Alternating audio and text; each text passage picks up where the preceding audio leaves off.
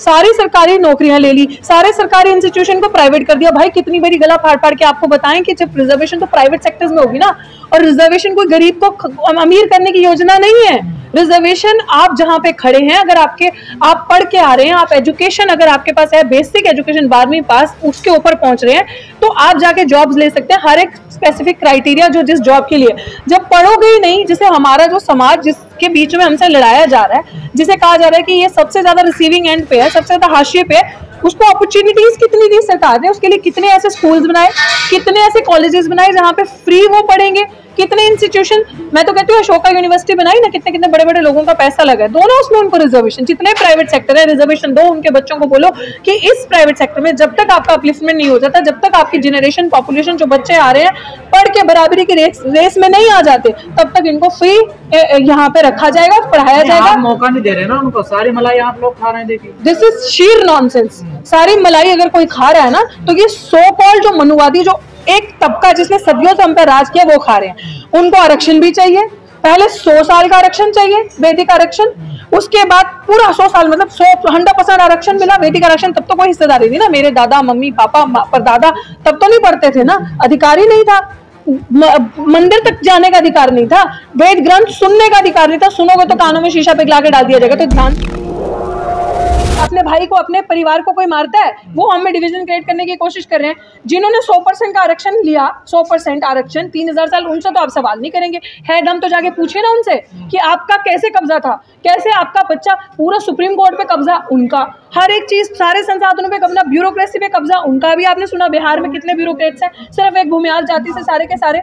क्यों? हम कहाँ पे हैं, हमारे लोग कहाँ पे हैं, कितने चमार समाज के, कितने दूसरी जातियों के वहां पे बैठे हैं। सो ये सवाल बिल्कुल बेबुनियाद सवाल है कि एक जाति दूसरी जाति का रिजर्वेशन खा गई। जस्ट दैट कि आप ये आरोप तो आपके भाई लगा रहे हैं ना? बिल्कुल नहीं लगा रहे। उनके बीच में जो घुसपैठिए बन के बैठे हैं, उनके बीच में तो RSS वाले आज जो बड़े हितैषी बन गए। जब हमारी बहन बेटी की इज्जत लूटी जाती है, जब हमें मारा जाता है, जब हमारा समाज जो सबसे हाशिए पे, अभी उत्तर प्रदेश की घटना हुई थी, जब हमारे समाज की बच्ची के साथ अत्याचार बलात्कार हुआ, इन्हीं के लोग करते हैं, और यही लोग आज हमारे लोगों को आके बरगला रहे हैं। ये लोग तब कहाँ थे जब हमारी बेटियों का रेप होता है, तब कहाँ थे जब हमारा अपहरण होता है, जब हमें हमारे साथ मोलेस्टेशन होती है, हमें मारा जाता है, तब ये लोग कहाँ होते हैं? आज जब हमारे अंदर फूट डालना है और राजनीति करनी है, हमें तोड़ना है आपसी भाईचारे को, तब आप ये बकवास कर रहे हो। और वो जो लोग भड़का रहे हैं, वो मैं कह रही हूँ हमारा समाज है, हमारे अपने लोग हैं। टाइम हो सकता है 10 दिन लगे, 20 दिन लगे, और सरकार को समझ में आ गई 21 अगस्त के बाद कि ये नौटंकी, ये ड्रामा चलने नहीं वाला। हमारा जो समाज थोड़ा सा बोल रहा है, उसको भी समझ आ जाएगी जब प्रैक्टिकली हम एक जगह बैठ के बात करेंगे, आपस में विमर्श करेंगे। क्योंकि उन्होंने विमर्श नहीं किया, हम पे थोप दिया, हमें डराने के लिए, हमारा पेशेंस और वाटर चेक करने के लिए तापमान कितना गर्म है। तो ये जो ड्रामा ये क्रिएट करते हैं, ये ज़्यादा देर नहीं चलेगा। क्योंकि वो चीज़ें, ये जो डिवीजन क्रिएट करना है, हमें जिस तरीके से हम जैसे लोग जो पढ़ के आ गए हैं, जो विरोध अपना दर्ज कराते हैं सरकार की पोल पट्टी खोल के, हमारा मुंह बंद करने के लिए। हमारा मुंह तो बंद होने से रहा, मुझ जैसे पता नहीं कितने अलग अलग जगहों पे पड़े हैं। ऐसे लोग तो लड़ाई लड़ रहे हैं, लेकिन जो आरक्षण का फायदा उठा रहे हैं वो तो बीवी में टीवी में मस्त हैं, वो तो निकलते नहीं बाहर सड़कों पे। आरक्षण का फायदा जो उठा रहे हैं ना असल मायने में, तो वो जो दलाल गुलाम सांसद भाजपा में बैठे हैं ना, वो असली फायदा उठा रहे हैं। उनको बोलो हिम्मत है, मैं बार बार कहती हूँ, आरक्षण का फायदा मत उठाओ, दूसरे का हक अधिकार मत खाओ, ये सीटें छोड़ो, इस्तीफा दो, अनारक्षित सीटों से लड़ो और बोलो कि जो लोग पीछे रह चुके हैं इस बराबरी की रेस में, वो लोग आए। अब ये आरक्षित सीटों से MLA MP मिनिस्टर लेवल, जो भी जिस लेवल तक जाना है वो बनेंगे। हम नहीं, क्रिमिनल लागू हो, नहीं, वो उस लेवल पे लागू हो जहाँ पे ये पॉलिटिकल एजेंडा आपने सेट किया था पॉलिटिक्स में, जहाँ पे बिल्कुल जहाँ पे ये देखते हैं ना भाजपा कि ये बंदा, इसके पीछे कितनी वोट बैंक है, जो वोट बैंक के नजर से देखते हैं, वहाँ पे लागू हो, वहाँ पे करो, वहाँ पे उनको हटाओ, उतने तबके को जो बैठ रहा है। फिर देखते हैं उनकी औकात है वापस अनारक्षित सीटों से जीत के आने की, जो भाजपा में चुप होकर बैठे और टेबल थपथपा रहे हैं इस बिल पे, जो बोल नहीं रहे। सो इट इज सिंपली, इसको सिंपल भाषा में समझने की जरूरत है। आपके अंदर जो लड़ाई क्रिएट करनी थी, कितना फायदा हो रहा है ना, 2 वर्गों को लड़ा के।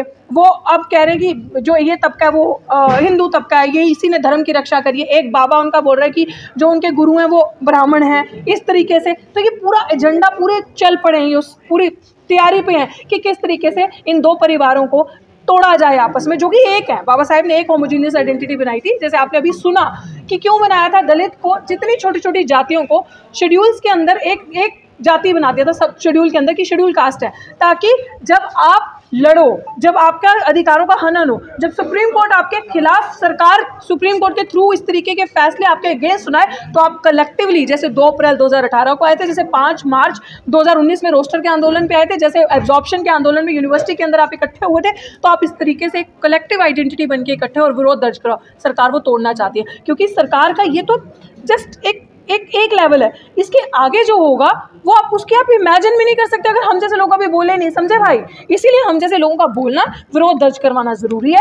और मेरी रेगुलरली अपने समाज से, दूसरे समाज से बात होती जा रही है, और वो लोग हमारे साथ है, वो लोग नहीं चाहते को तो निशाने पर ले रहे हैं, लेकिन कांग्रेस का भी तो स्टैंड क्लियर नहीं है। Of course I am saying that Congress सबसे ज़्यादा पॉलिटिकल एजेंडा सेट करती है, कांग्रेस का कोई स्टैंड नहीं है।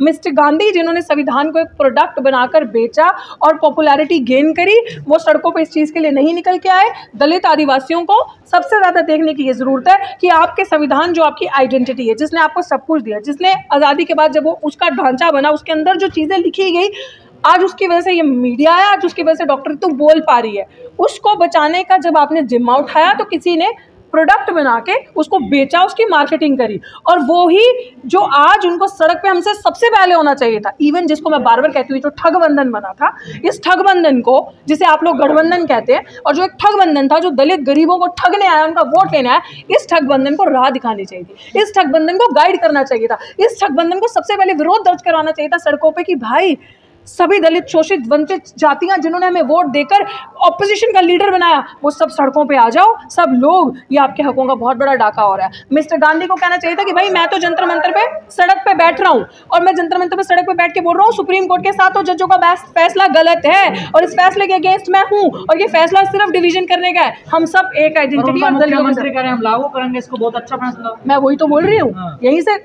खुद के अंदर ही सॉलिडारिटी नहीं है, खुद के अंदर ही नहीं पता ना क्या है, क्योंकि कभी भी हमारे हितैषी तो रहे नहीं ना, कभी भी हमें तो सिर्फ वोट बैंक के तरीके से सोचा है, तो हमारा कभी सोचा ही नहीं उस लेवल पे। तो अगर हमारा सोचते उस लेवल